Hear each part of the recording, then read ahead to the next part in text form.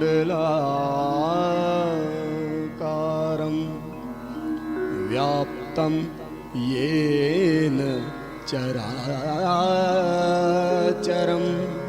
तत्पदं दर्शितं येन तस्मै श्री गुरुवे नमः।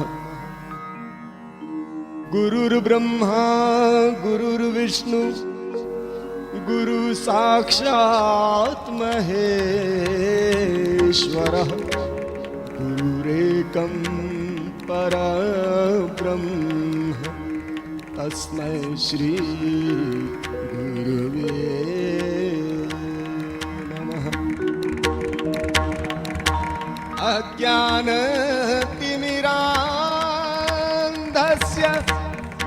ज्ञानाञ्जनशलाकया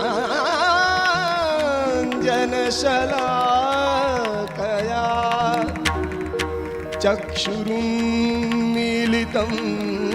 येन तस्मै श्री गुरुवे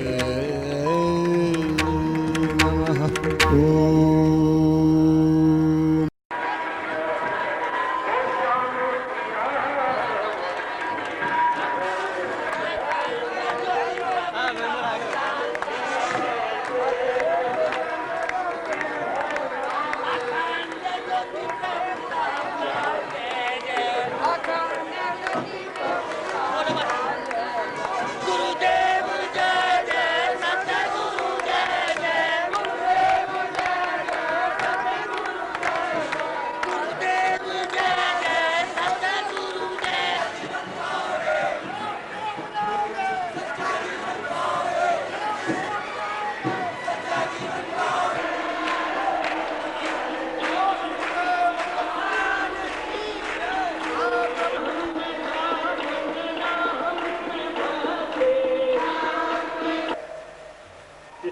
हर व्यक्ति नहीं जानता और न ही समझता है। केवल मात्र योगासनों को के शरीर की साधना के लिए व्यायाम है, केता और मात्र समझ करके लोग आसनों को करते हैं। ये ठीक है कि आसन करने वाले वो लड़के या पुरुष और स्त्रियां जो भी योगासन बाकायदा करते हैं वो पूर्ण स्वस्थ रहते होंगे, इसमें कोई भी शंका की बात नहीं।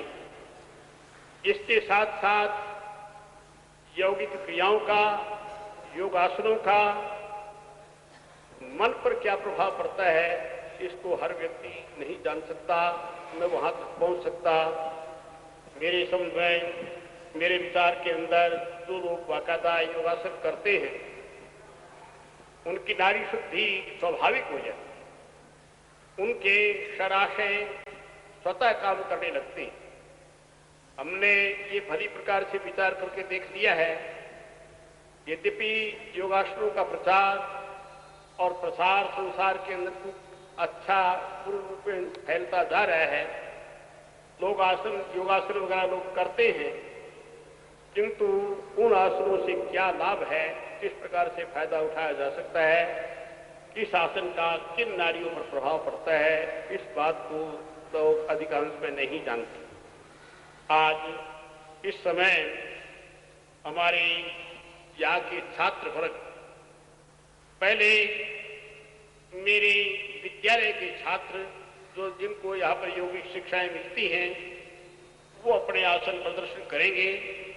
उसके बाद हमारे भी कुछ ब्रह्मचारी आए हैं आश्रम से, बाद में उनके आसनों का प्रदर्शन हम कराएंगे, उनकी क्रियाएं दिखलाएंगे और उसके साथ साथ ये भी बतलाएंगे कि उन आसनों से क्या फायदा उठाया जा सकता है, शरीर पर उनका कहाँ पर क्या प्रभाव पड़ता है, ये भी साथ के साथ हम बतलाते रहेंगे। पहले मैं समझता हूँ मेरे विद्यालय के छात्र जो यहाँ पर यौगिक शिक्षा प्राप्त करते हैं, योगासन वगैरह सीखते हैं, पहले मेरे उन बच्चों का प्रदर्शन हो जाए, उसके बाद हम उसको इतना जो परिवर्तन करना होगा, जो कुछ कहना होगा, वो बाद में हम अपने व्याख्यान के साथ समझाते जाएंगे। और ब्रह्मचारियों से आसन दिखलवाते जाएं। योगासनों के साथ साथ हमारी अन्य क्रियाएं नेति, धोती, नौली, बस्ती, बिजरोली, शहजोली, अमरोली, खेचरी, भूतली आदि मुद्राएं और विविध प्रकार के प्राणायाम, सूर्य भेदन उज्जाई, शीतकारी शीतली तथा वस्त्रिका, भ्रामरी मूर्छा, प्रावनी अष्टकुंभ का ये अष्टविध प्राणायाम, इन सभी को जानने वाले हमारे ब्रह्मचारी हैं और उनका प्रदर्शन कराया जा सकता है, किंतु हमने अभी तक ये विचार करके इस विचार से नहीं आए कि ऐसा भी कोई प्रदर्शन कराना पड़ेगा, किंतु फिर भी हमारे ब्रह्मचारी हैं, थोड़ी थोड़ी इन सब क्रियाओं का प्रदर्शन भी हो जाएगा। बाकी योगासन पहले मेरे विद्यालय के छात्र जहाँ यह अध्ययन करते हैं तो वो अपना प्रदर्शन करेंगे, उनका परिचय उनके अध्यापक पहले देंगे और वो कराएंगे। जहाँ करेंगे तुम सब देखते जाओ, देख करके हर व्यक्ति को उन आसनों से शिक्षा लेनी चाहिए और अपने घर पे इसी प्रकार का आसन प्रचार अपने बच्चों के अंदर, अपनी पत्नियों के अंदर, अपनी बालिकाओं के अंदर करते रहना चाहिए। मैं एक बात बतलाते हुए मुझे बड़ा मन में हर्ष हो रहा है, 4 महीने हम बाकायदा अब की बार अपने समाई आश्रम में रहे, मुझे अधिकांश में रहने का अवकाश नहीं निकल पाता, प्रोग्राम इतने अधिक होते हैं कि मुश्किल से मैं एक एक दिन भी लोगों को नहीं दे सकता, किंतु सावन, भादो, आसुद 3 महीने हम बराबर रहे। आषाढ़ के महीने से हमारे ब्रह्मचारियों की आसन क्लास सुबह 4 बजे चलती थी और अभी तक एक दिन भी नागा नहीं हुआ। और ये भी ठीक है, उन आसनों के अंदर भाग लेने वाले सभी लोग आश्रम के अंदर पूर्ण उनके लिए बतलाने के लिए लंबा समय है और वो बतलाएगा। इस समय मैं अपने विद्यालय के छात्रों के आसन प्रदर्शन हमारे ये बतलाएंगे, उसके अनुसार छात्र वर्ग आसन प्रदर्शन करेंगे, उसके बाद में हम अपने ब्रह्मचारियों से क्रियाएं भी दिखाएंगे, आसन वगैरह दिखाएंगे। आशीर्वाद। अब किसका है? प्रधानाचार्य, हमारे विद्यालय के प्रधानाचार्य, मुझे ये जान करके बड़ी खुशी हुई कि प्रधानाचार्य अपने आसनों का, योगासनों का प्रदर्शन करेंगे। ये बहुत खुशी की बात है, इतना बड़ा पद प्राप्त होने पर भी उनके अंदर बिल्कुल निर्विकलांता है और सब प्रकार से वो नैतिक योगासनों का अभ्यास करते हैं, ये जान करके मुझे बहुत ही खुशी हुई। इसलिए अपना प्रदर्शन जिस टाइम करेंगे, उसके बाद 16 तारीख को हमारे छात्रों का प्रदर्शन वगैरह कार्यक्रम जो कुछ होगा जैसे ही बतलाएंगे वो चलता रहेगा, फिर बाकी हमारे ब्रह्मचारी लोग ऐसा करेंगे। अच्छा, पहले 2 लिख लो करो।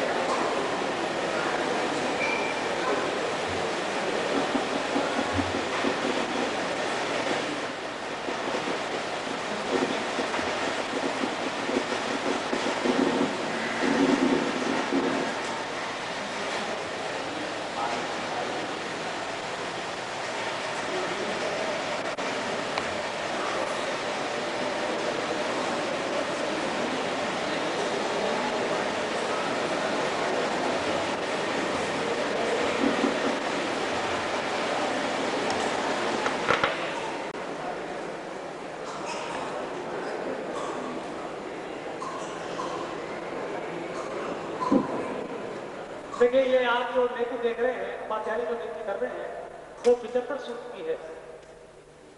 75 सूत्र की नीति है।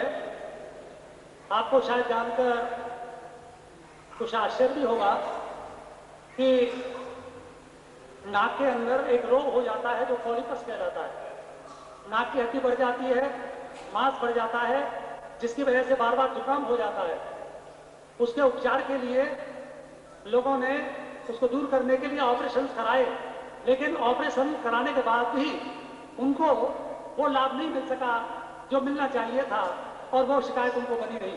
लेकिन हमारे ऋषि मुनियों की ये देन ऐसी है जिससे फिर ये तो पहले तो होता ही नहीं नेति करने से ये रोग, और अगर होता है तो उससे कट जाता है। दूसरी, आंखों की ज्योति अपार मात्रा से बढ़ जाती है और चश्मा छूट जाता है।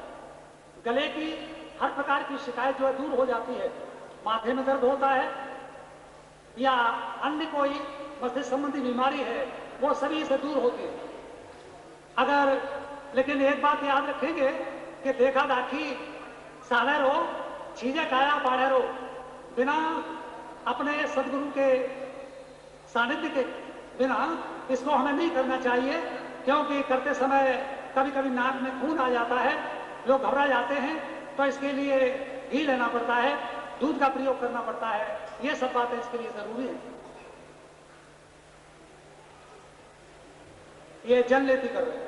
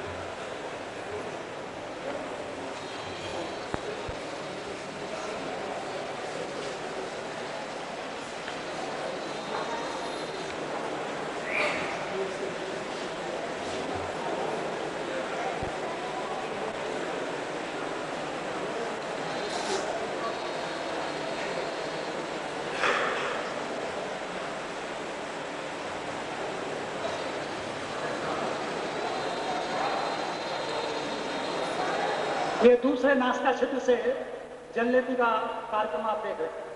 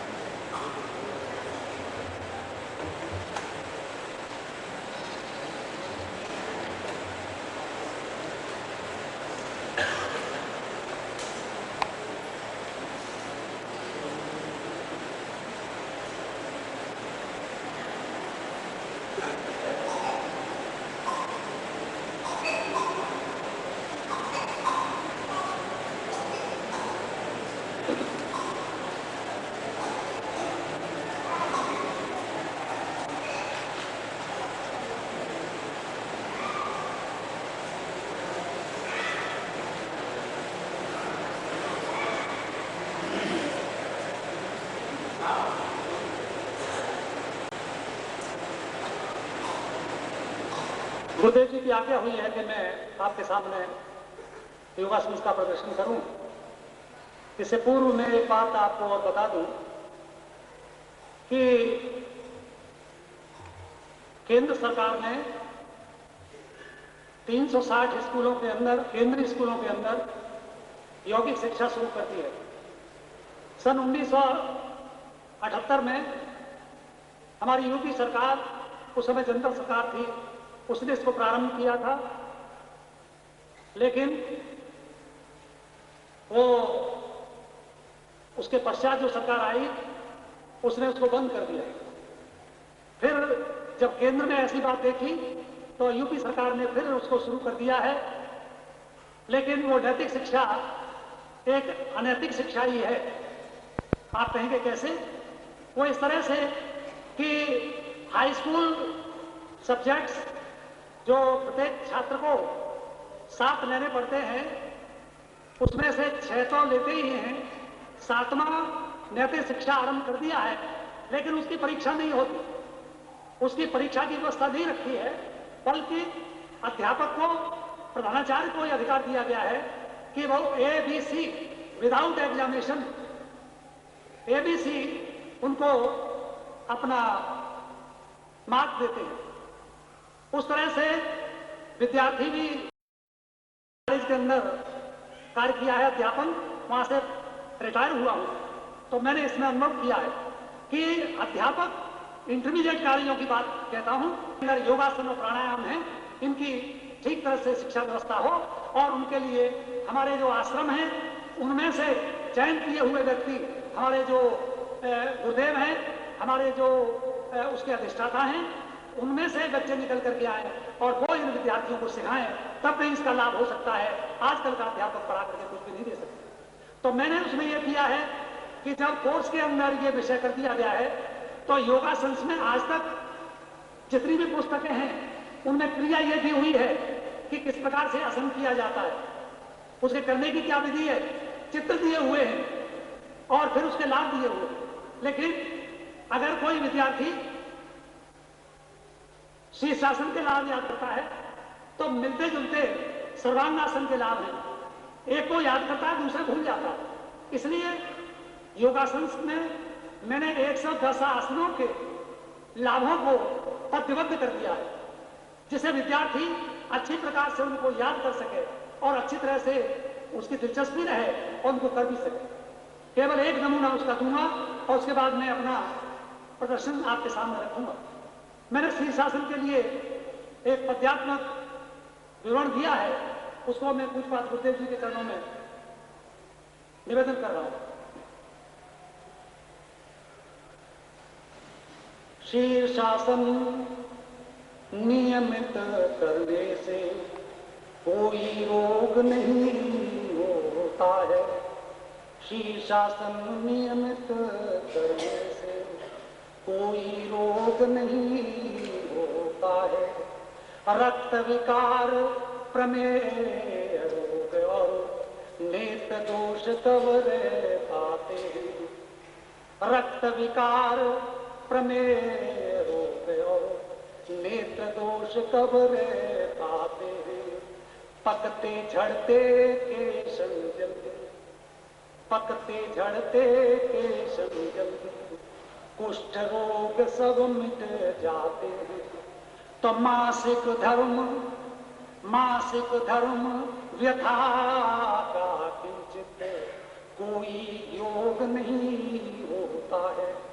शीर्षासन नियमित करने से कोई रोग नहीं होता है। शीर्षासन नियमित करने से कोई रोग नहीं होता है।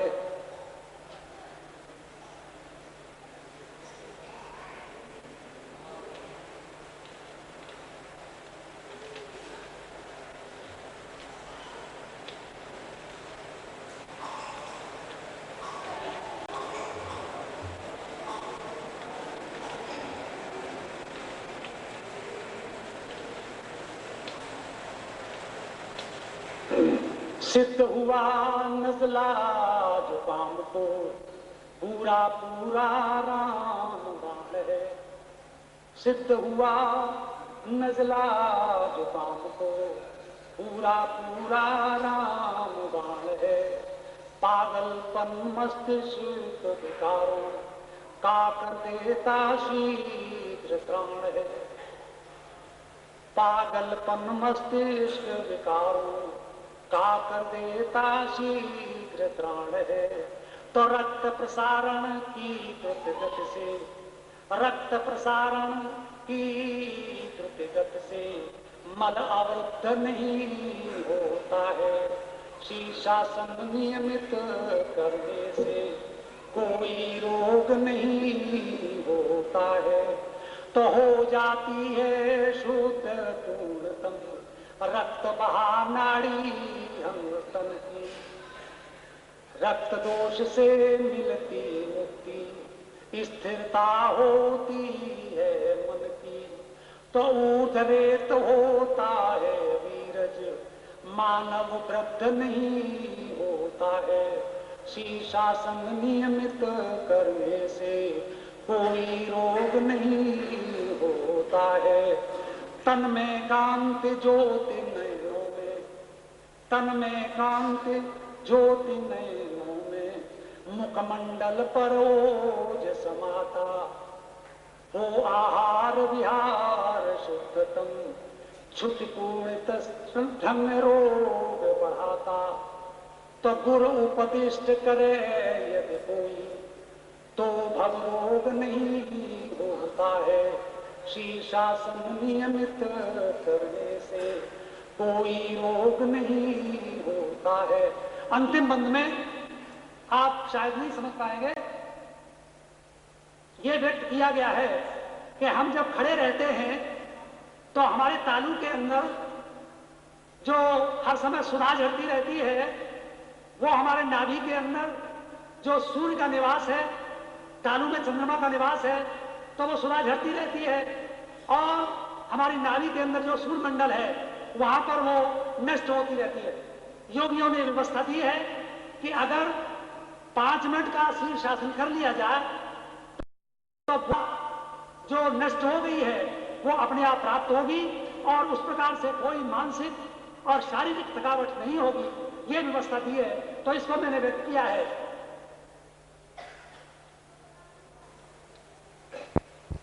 भारण तन का हो तरुए पर, इसमें बताया है कि शीर्षासन करने की शुद्ध विधि क्या है। भारण तन का हो तरुए पर, मस्तक के ऊपर आ जाए। भारण तन का तरुए पर, मस्तक के ऊपर आ जाए, तो तालु सुधा न गिरे नाभि में, सतत भाल की ओर बढ़ाए। और दूसरा कोई आसन, और दूसरा कोई आसन इसके बाद नहीं होता है। और दूसरा कोई आसन इसके बाद नहीं होता है।